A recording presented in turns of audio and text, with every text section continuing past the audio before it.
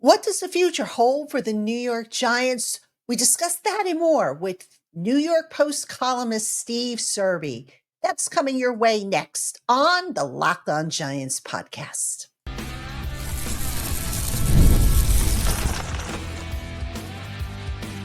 You are Locked On Giants, your daily New York Giants podcast. Part of the Locked On Podcast Network, your team every day. Hello, New York Giant fans, and welcome to another edition of the Locked On Giants podcast, part of the Locked On Podcast family, your team every day. I'm your host, Patricia Traina, credential member of the New York Giants media for Locked On, as well as for New York Giants on SI, which is where you can find all my written work. And as always, welcome on in to my Blue Crew community members, my everydayers, my newcomers, and everybody in between. Thank you so much for spending part of your day with us here on the Locked On Giants podcast. And on today's show, as promised, I'm absolutely thrilled to have my good friend Steve Serby of the New York Post. Guy does an amazing job. I don't know how you do it, Steve, but you're all over the place. You cover the Mets, the Yankees, the Knicks, everybody, the Rangers, the Giants, the Jets, and you do such a great job regardless. Well, I welcome every opportunity to get away from the football teams as much as I can.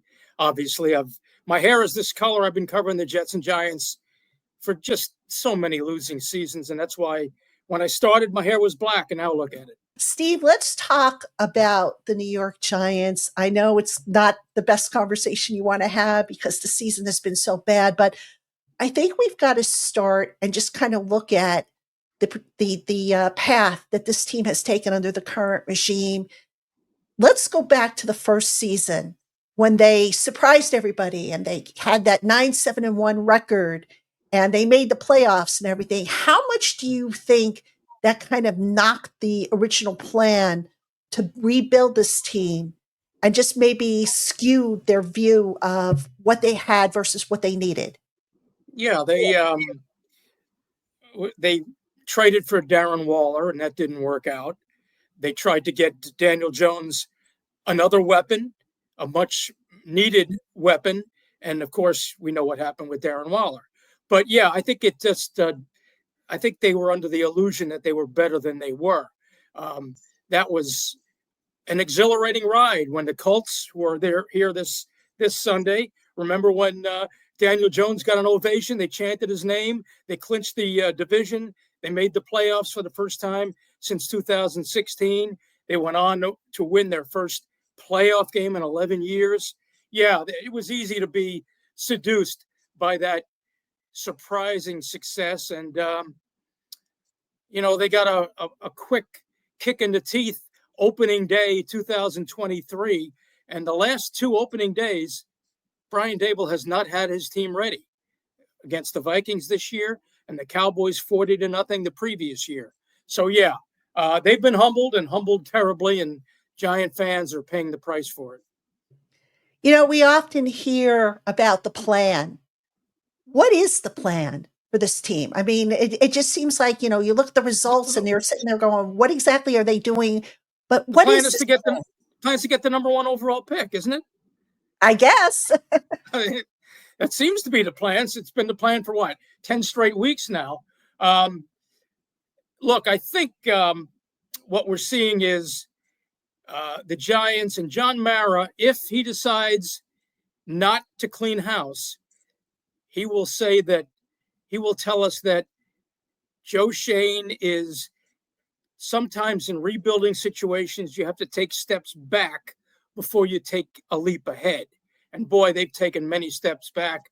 The talent base is not what it was in 2022. Leonard Williams is gone. Obviously, Saquon Barkley's gone. Xavier McKinney's gone. Julian Love is gone. Positions, safety and running back positions that Joe Schoen does not value, for better or for worse. He values the trenches, and he started improving the offensive line.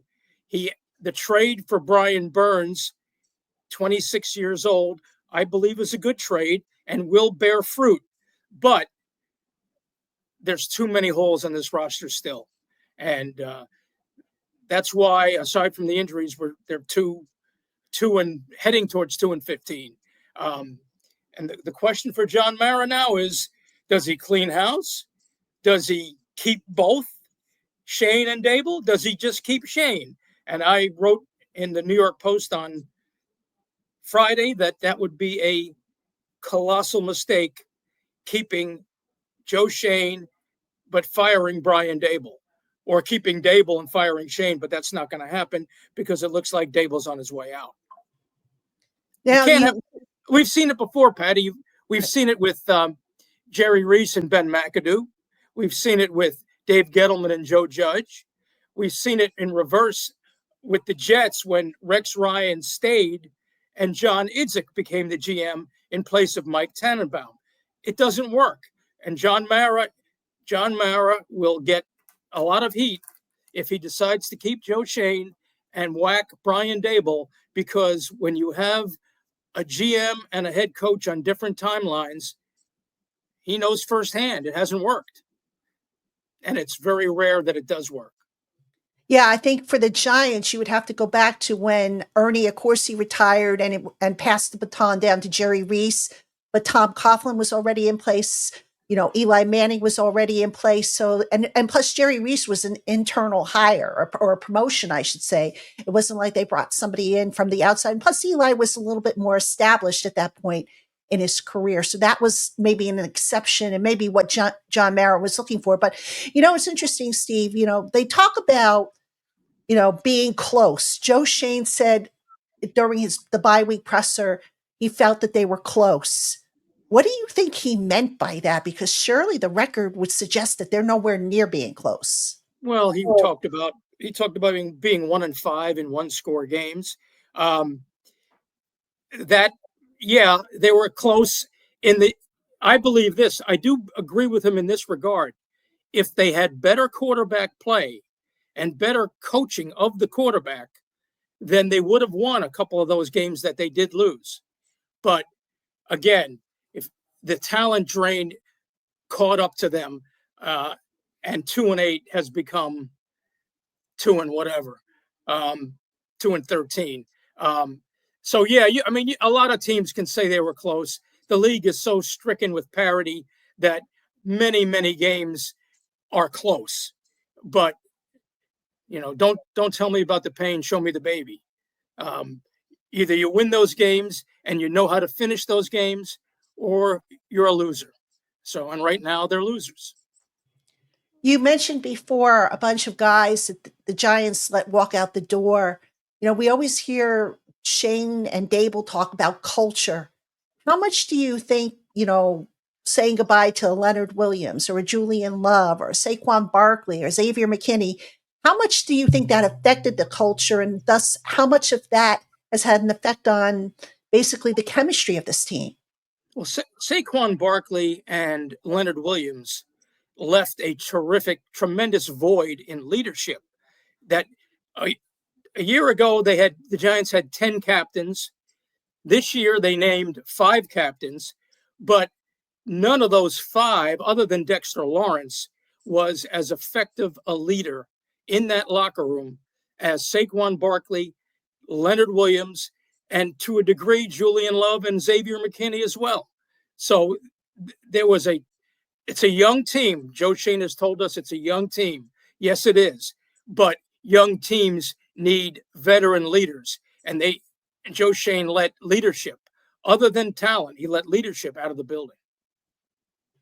Speaking of that, I think that's one of Joe's biggest mistakes. But when you look at the job Joe has done, where else can you point to it to say that, look, Joe, if you're retained, you better reverse your thinking on this particular factor?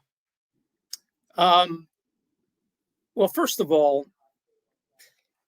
if Joe Shane stays and Brian Daboll does not stay, that means that John Mara obviously still has a lot more faith in Joe Shane than he does in Brian Daboll. And the reason he might, and the reason if he keeps him, he will tell us that the 2024 draft bodes well for the future of the Giants with Malik Neighbors and Tyrone Tracy and Newbin and Drew Phillips and Theo Johnson, and et cetera. But of course, that hides the fact that Joe Schoen's 2022 and 2023 drafts appear to be lacking. Evan Neal, of course, the seventh pick, a colossal bust. And that's why the offensive line, that's why Joe Schoen needed to pour resources into free agency to try to improve the offensive line, which he did. But and the reason why Brian Daboll may have fallen out of favor is the fact that he assumed play calling duties and still could not elevate Daniel Jones. And even with Malik Neighbors, even with an improved offensive line, Brian Daboll is the head coach of the worst offense in the National Football League. So it's a lot easier to whack a head coach than it is to whack a young general manager who you still believe in, because of the upheaval of the front office upheaval it would cause. But and traditionally, the Giants are very hesitant to fire general managers, from George Young to Ernie Accorsi to Jerry Reese to Ernie Accorsi. Even Gettleman got 4 years. Joe Schoen's only had 3 years. So, and Brian Daboll is the first head coach since Tom Coughlin the last 3 years. So it's a lot easier for John Mara and Steve Tisch to fire a head coach, as much as they don't want to fire Brian Daboll. I think it seems to me they've lost faith in him. I know the fan base seems to have lost faith in him. But again, if you're going to fire Brian Daboll, then you should fire Joe Schoen.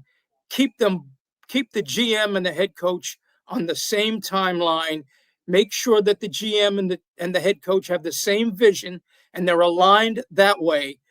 Whereas now, a new head coach coming in is going to be on a different timeline than Joe Schoen. And if Joe Schoen doesn't produce in the next 2 years, adding talent to the roster, then the new coach is on borrowed time. And so how many quality head coaches are going to want to sign up for that? The talent pool will shrink. Ben Johnson's he will not come here. So they're going to replace Brian Daboll, if they fire him, with, I would guess, another offensive guru, because they're going to draft the quarterback number one if Joe Schoen stays. Joe Schoen has to draft a quarterback. He passed on the quarterback last year, and now he needs Shedeur Sanders or Cam Ward. I vote for Cam Ward, by the way, but the Giants desperately need a new face of the franchise, and they need a new franchise quarterback. It didn't work with Daniel Jones. He was not Eli Manning's successor. They gave him 6 years. It didn't work out. Now they need a new franchise quarterback. And if Joe Schoen's the GM, he has to pick one. Hey, Giant fans, Rocket Money is a personal finance app that helps find and cancel your unwanted subscriptions, monitors your spending, and helps you lower your bills so that you can grow your savings. It brings everything together in one place, whether it's subscriptions, your spending habits, or even the goals you want to hit this year. Rocket Money has over 5 million users and has saved a total of $500 million in canceled subscriptions, saving members up to $740 a year when using all the app's premium features. For me, one of the best features is the subscription tracker. I've used it to cancel services I wasn't using anymore, and I've already saved a ton. Plus, with all their goals, features, I've been able to automatically set aside money for my future. No more stressing about budgeting every month. So go on and cancel your unwanted subscriptions and reach your financial goals faster with Rocket Money. Go to rocketmoney.com/lockedon today. That's rocketmoney.com/lockedon. Steve, why do you think that Brian Daboll couldn't get Daniel Jones back to 2022? Or did they just flat out overestimate Daniel Jones, based on his ability to run, which I think was a big part of his game? Yeah, it seemed to me that Daniel Jones lost confidence. And early in the season, he was getting the ball to Malik Neighbors as often as possible. And then for some reason that stopped, and he didn't have a solid, a forceful running game to rely on. And it just seemed to me he lost confidence, and he put so much into coming back from his knee injury, and the players applauded him for that. But the same old problems surfaced. He had trouble going through his progressions and seeing the field. And, you had Brian Daboll throwing his tablet and throwing a fit on the sideline. And I just think the relationship between those two suffered, and Daniel lost confidence. And he needed confidence in the worst way, coming back from not having played much football the previous year. And it's sad because he worked hard. He was admired by his teammates. He was a good leader, not the rah-rah leader, but he wanted to do well. He fulfilled the obligation of the franchise quarterback, first one to leave, first one to arrive, last one to leave, tough as nails. And it's a shame it didn't work out. And I hope in the future he finds a home, and I hope he can have a Sam Darnold-like rejuvenation, renaissance with his next team. Steve, in the event, I should say, the Giants do keep Brian Daboll. What does he need to change in terms of how he's approaching the job? You mentioned play calling and how that hasn't worked out, but what else from your perspective needs to change for him to convince ownership that yes, he can handle this job? I think that ship has sailed. I mean, he was the play caller this year, and the offense got worse, right? What is it, 14 point something points a game? Mike Kafka was just a figurehead as the offensive coordinator. If by some chance Brian Daboll gets a stay of execution, he's going to need another offensive brain alongside him, and maybe he should relinquish the play calling duties and hire and find a play caller who can relieve him of that burden, because it doesn't always work out where the head coach and the play caller enjoy success. And obviously it didn't work out this year with Daboll calling the plays and being the head coach. So, and he needs, I think he also needs to upgrade his coaching staff. Shane Bowen was a downgrade from Wink Martindale. And I think that didn't reflect favorably on Brian Daboll either, the way the Wink Martindale era ended in East Rutherford. So, and look, Shane Bowen, but we know that he was not his first choice. So I think he needs to surround himself with better people. And maybe if he comes back, and from what my colleagues at the New York Post, Paul Schwartz and Ryan Dunleavy, believe, he will not be back. And again, that's not etched in stone. Only John Mara and Steve Tisch know, and right now maybe they don't even know. But don't split the baby. If you're going to fire one, fire them both. If you're going to keep one, keep them both. Assuming that ownership does fire both, how attractive is this job as opposed to maybe the Jets job, which they need a new GM, a new head coach over there?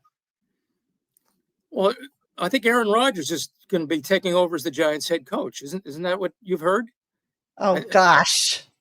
I hope not. So you're lucky in that regard. You don't have to cover that circus, but you have a different kind of circus, obviously. It's an attractive job in that the Giants will have the number one overall pick. Now, if there's a new GM that comes in, he may look at all the holes on that roster and say, I'm going to trade down and accumulate a future first-round pick and more picks, the way Bill Parcells did in '97 when he had the number one overall pick and he traded it to Dick Vermeil and the Rams, who drafted Orlando Pace. Parcells had many, many holes and ended up with people like James Farrier and Leon Johnson and Dedrick Ward and I think Jason Ferguson. But Parcells passed on the opportunity to land a Hall of Fame left tackle. He had Jumbo Elliott at the time. I think he was 32 at the time, but he passed on that to accumulate talent because he had inherited a 1-15 team.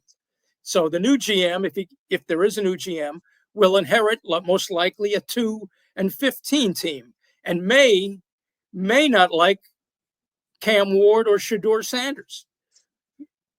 I mean, Joe Schoen has to like one of the two, and he will find a way to like one of those two because he has to draft a quarterback.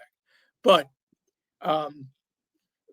Cam Ward or Shedeur Sanders is regarded as no better than J.J. McCarthy, Michael Penix Jr., and Bo Nix from a year ago, who Joe Schoen passed on.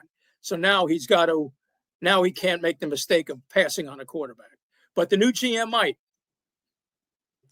Could Joe Schoen, if he is retained, what about a bridge quarterback, and who might be an option there? Yeah, well, that's an option if, Justin Fields with the Steelers will want a new home, I'm sure, behind Russell Wilson. I mean, who knows how that'll play out, but Justin Fields was a high first-round pick, number 11, I believe, by the Bears.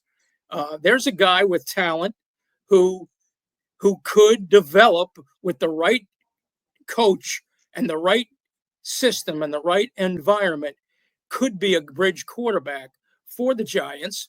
And Kirk Cousins, obviously, he looked like a shell of himself recently. That was the reason he was benched for Michael Penix Jr. But don't forget, Cousins is not yet a year removed from Achilles surgery. So I would expect him to be better a year from now.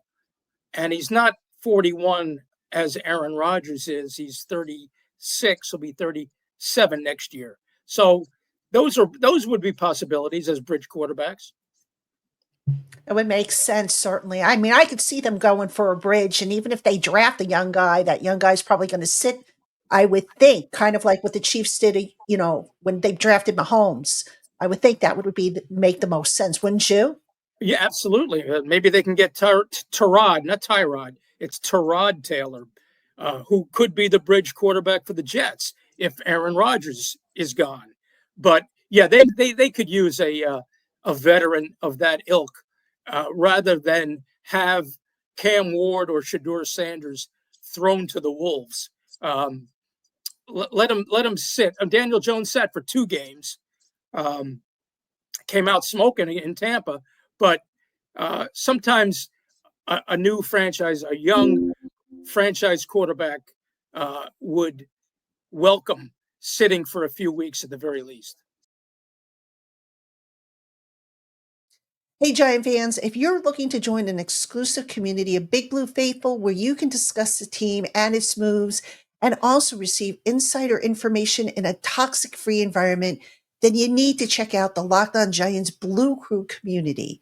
Members get to join our by invitation only Discord channel where we can talk with one another, ask questions, get breaking news, and so much more in a safe environment. Plus, as part of the Locked On Giants Blue Crew, you get exclusive updates texted directly to your phone. Try it out for free for 14 days, and if you like it, you do nothing and just continue for $4.99 a month. And right now, though, for a limited time, you can get your first 2 months at 50% off when you use the promo code BLUECREW when signing up. So that promo code again is BLUECREW, and you can sign up or get more information at joinsubtext.com/LockedOnNYGiants. Be sure to enter that promo code BLUECREW at the top of the page to take advantage of your 50% discount on your first 2 months. Again, that URL is joinsubtext.com/LockedOnNYGiants. Now, Steve, when you look at this Giants roster, obviously it's going to undergo a massive change in the offseason, but do they have a solid enough nucleus, do you feel, to build on, or are they just so lacking? The answer is both. They do have Dexter Lawrence and Andrew Thomas, Dave Gettleman's contribution to Joe Shane's Giants. They've got Brian Burns, 26, 27 years old. We're waiting for Kayvon Thibodeau to recapture his sophomore season. He had a junior jinx, I guess, instead of a sophomore jinx. Tyrone Tracy, Malik Neighbors, they do have talented pieces, but again, they've got a lot of holes. The secondary, we don't know. Deonte Banks had a sophomore slump. They need more interior defensive linemen. They need to be stronger in the trenches. And that's the way the Eagles built their team. And that's the way the Giants need to really, and I think that's what Joe Shane is trying to do by making that trade for Brian Burns, bulking up the defensive line, which still needs further work, but he needs to solidify and improve both trenches as quickly as he can. Remember when Jerry Reese was the GM, he had a chance to draft. I remember one year Ryan Ramczyk, and he took Evan Engram instead. Which Engram was an athlete, but the way to build is through the trenches, not through an athletic tight end. So yeah, that's they do have pieces, Patty. They do have pieces, but they need a lot more. And the biggest piece they need is a franchise quarterback. Now, no one is saying that Cam Ward or Shedeur Sanders can be C.J. Stroud or Jaden Daniels. I mean, Giant fans dream of that.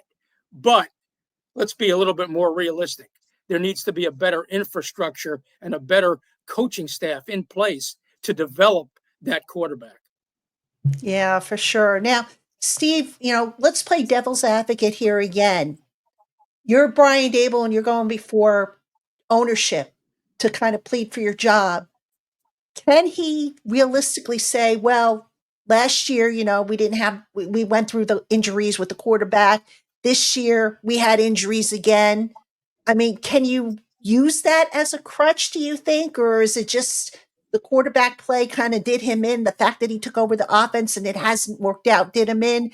And the problems that, he allegedly had with the coaching staff, which, may or may not have happened, did that do him in? Well, he's not going to throw Joe Shane under the bus and tell John Mara, hey, you try to win with this talent. He won't do that. All he can do is throw himself at the mercy of the court and say, hey, only 2 years ago, I was coach of the year. Remember? But it will probably fall on deaf ears. The proof is in the pudding. I'm not convinced that John Mara and Steve Tisch will feel a need to throw red meat to the masses by firing Daboll. But I think the fact that in this 100th year anniversary, the Giants could not score points and they could not win games, and they had the worst offense in the league. And Brian Daboll was the play caller. And it's easier to replace a play caller / head coach after 3 years than it is a general manager who you believe is young and bright and energetic and you still believe in, even though he's had more than his share of mistakes as well. But again, with all the upheaval that causes, with all the work that Joe Shane and his scouts and personnel have done on the draft already, that's why my colleagues, Paul Schwartz, Ryan Dunleavy, two of the best in the business, that's why they predict, or they feel right now, that Joe Shane will stay and Brian Daboll will not stay. And again, I think that's a terrible mistake. I would agree with one or both. Now, final question for you, Steve. If you're John Mara and you make that decision, it's John Mara and Steve Tisch. Let's not forget Mr. Tisch there. Two of the best men, by the way, I've ever dealt with. Yes, definitely. And I feel badly for them. I do. I really do. Oh, absolutely. I'm sure. I mean, we see John Mara in the press box and how the games are taking years off the man's life. But let me ask you this. And he just turned 70 too. Oh, wow. Yeah. But he's a young Anyway, 70. He's a young 70. yes, young 70. So anyway, you have seen the planes, you have heard the outcry from the fans. You're aware of all this. The fans want a total house cleaning. If the Giants do retain Joe Shane, fire Brian Daboll, I suspect that's probably not going to be good enough for a lot of the fan base. So if you are ownership and you are standing before the media and who is relaying the message to the fans, how do you sell that to the fans to maybe calm them a little bit, given what has happened this season? Well, I expect John Mara to say that Joe Shane just had a very good 2024 draft. We're not heading in the right direction. No, we did not see significant improvement. Blame me. I have to earn back your trust. I still haven't done it after all these years. I'm still trying to do it. I still believe I can do it. We will find the right men. I'm sorry this didn't work with Brian Daboll, but we'll find somebody that we believe is the right man to develop the number one quarterback that we're about to draft, and better days are ahead. You may not believe what you're hearing from me, and I know, again, I have to earn back your trust, but I don't believe we're as far off as our record indicates. We have had a lot of injuries, but we do believe in our general manager, and we believe in the process, the operation behind the scenes, and we are going to fix this. And just bear with us. And that's really all he can say. I mean, it's not going to be a fun time for John Mara in front of the media, and it's going to be an inquisition. He's endured it before. He'll have to endure it again, and he'll blame himself. And look, it starts at the top. He admits that, and he hasn't gotten it right. Brian Daboll's the first head coach to last more than 2 years since Tom Coughlin left. So he'll appeal to the fan base and do what he can to convince them that the Giants will stop one day being a laughingstock. You think you might be interested in taking over one of these roles if it becomes available? Yeah, actually, I would. Not head coach. I would put me down for GM. I think I could fix this thing. You think so? Yeah, I think so. I'm a good judge of talent. I'm a good judge of character. I think I have the qualities that any NFL owner would want in the GM position. And if you need a salary cap person, I'm your gal. I definitely would need a salary cap person. Yeah. Leave the personnel to me, Patty. I like it. You'll be my salary cap person. Yeah. It's a deal. We need more women in the front office in the NFL anyway, right? Yeah. Yeah, why not? Absolutely. So brush up on your resume. Get your resume ready, and I'll get mine ready, and we'll see if there is an opening. Like you said, I don't think they're going to part with Joe Shane. I happen to agree with you and your colleagues as far as what ownership will probably do. I agree with you that you don't split them, but look, it hasn't worked. I mean, he's tried it before and it hasn't worked.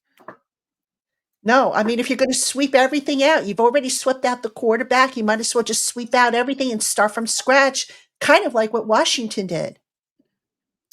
Yeah, well, but I mean, Jaden Daniels makes a big difference. If they could find a Jaden Daniels, and I'm not saying Cam Ward or Shedeur Sanders is, but and I'm sure they're not, but maybe one day, maybe not this year, maybe next year, maybe down the road, if they get the right people in place to develop them, that's what the Giants need as much as anything. They need, like we said, so many other positions. but it all starts with the quarterback. It starts with, if you don't have a franchise quarterback, you have no hope.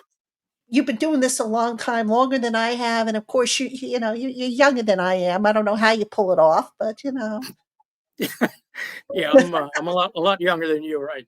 Yeah. But hey, it was my pleasure. It's my 40? pleasure. Anytime you need me, we'll talk about our strategy for fixing the Giants. Yes, this Sunday we'll have to have a meeting, put our heads together, make sure our resumes are up to snuff, and we'll figure it out. I think between the two of us, could we do any worse, you think? No, as a matter of fact, no. So, all right, there you have it, Giant fans. If you're looking for hope, get on the ticket. Serby and Trainer. We'll try and figure out these things out and fix the Giants if the Giants, of course, have an opening. All right. That being said, I want to thank Steve Serby for coming on. He's always a pleasure to have him on. He's just tremendous at what he does. He's with the New York Post. If you haven't heard of him, and if you haven't heard of him, please, folks, do yourself a favor and read him. Read Paul Schwartz. Read Ryan Dunleavy. They do such a good job over there at the Post. Giant fans, thank you so much for tuning in to the Locked On Giants podcast. And I will see you on Thursday for Crossover Thursday, the final one of the year. I'll have, I believe, Lou DiBiase of Locked On Eagles as we get you ready for the regular season finale, mercifully, the regular season finale against the Eagles. Have a good one, Giant fans.